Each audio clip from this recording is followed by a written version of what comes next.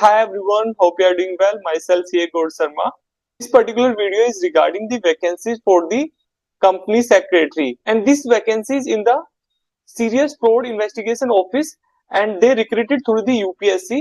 SFIU के office के अंदर है और जो पोस्ट का नाम है वो है असिस्टेंट डायरेक्टर कॉर्पोरेट लॉ। इसके अंदर वैकेंसीज आई है अनरिजर्व कैटेगरी के लिए 3 वैकेंसीज है एंड बहुत ही बेस्ट जॉब है ये।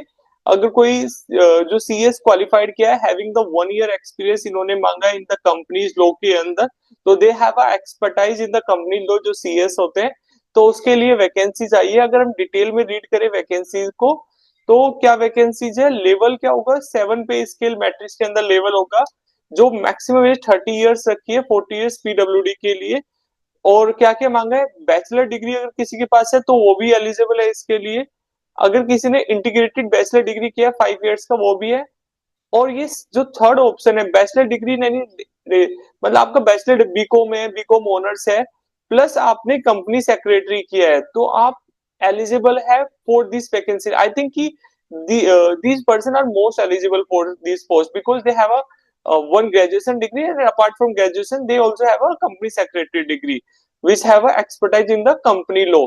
इसमें क्या मांगा, 1 ईयर एक्सपीरियंस मांगा in the field of corporate law. Again जो ये 1 ईयर एक्सपीरियंस होता है ये सर्टेन केस में एग्जेम्प्ट किया जा सकता है, बट जनरली जब 1 ईयर एक्सपीरियंस बोलते हैं तो आफ्टर पोस्ट क्वालिफिकेशन बोलते हैं। But those person who have a extensive experience in the company law before the completion of the CS they can apply at least।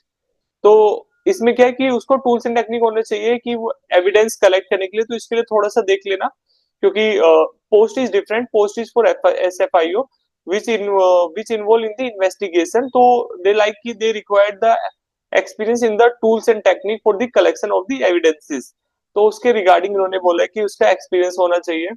और एक्सपीरियंस का again उन्होंने provision लगाया कि on the case to case basis ये क्या कर सकते हैं, उसको एग्जाम कर सकते हैं। अगर ड्यूटीज की बात करें तो क्या होगा, वो अपना एक्सपर्टाइज प्रोवाइड करेगा in the matter involving the corporate law, assistant करेगा in the collection and the collation of the evidencing, assist करेगा member of the investigation team, और कोई भी जो जॉब असाइन किया था ड्यूरिंग दी जब वो उसका टेन्योर है। और ये परमानेंट जॉब है जो न्यू दिल्ली बेस्ड होगा, बट उसका जो सर्विस होगा ऑल इंडिया में होगा। और सेंट्रल गवर्नमेंट की D gazetted non ministerial post है ये वाली। और अदर कंडीशन क्या होगा कि जो आपका एनपीएस वगैरह के रूल होंगे वो आपके गवर्नमेंट के हिसाब से लगेंगे इसके अंदर।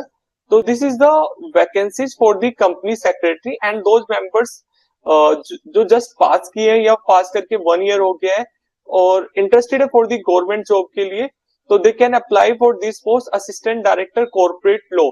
आई think very creamy job in the government organisation and the offices is FSFIU have a dealing with the corporate frauds। I think कि learning का भी एक बहुत अच्छा ऑप्शन रहेगा। Thank you.